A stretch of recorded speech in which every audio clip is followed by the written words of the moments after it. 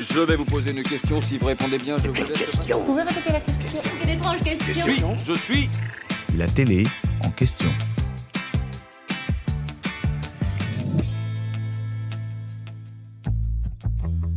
C'est l'émission qui fait la part belle à l'entrepreneuriat français. Diffusée sur M6 depuis 2020, Qui veut être mon associé permet de mettre en relation des porteurs de projets en recherche d'un apport financier avec des investisseurs prêts à entrer dans le capital de leur société.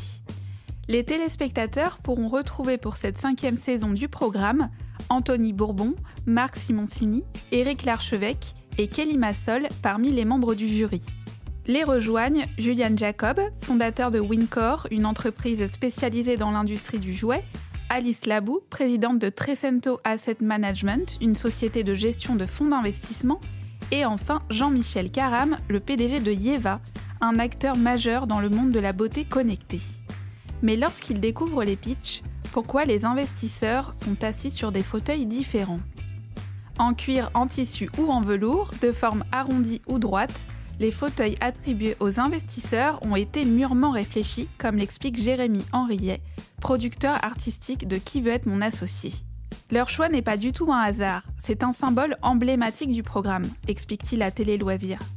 Une manière aussi pour les équipes de se distinguer de la version américaine de l'émission, intitulée Shark Tank, où les membres du jury ont tous la même assise. Le producteur précise : nous avons voulu identifier des fauteuils qu'on estimait bien en termes de confort, mais aussi d'image, pour chacun de nos investisseurs.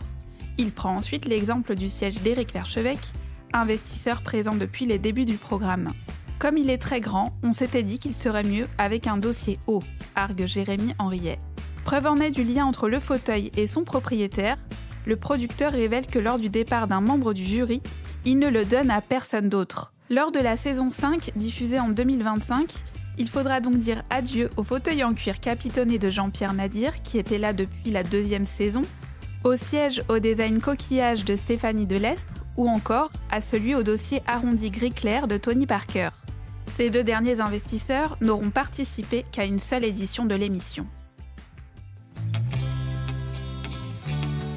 J'espère que cet épisode vous a plu. Si c'est le cas, abonnez-vous sur votre plateforme d'écoute préférée pour retrouver de nouveaux épisodes chaque semaine.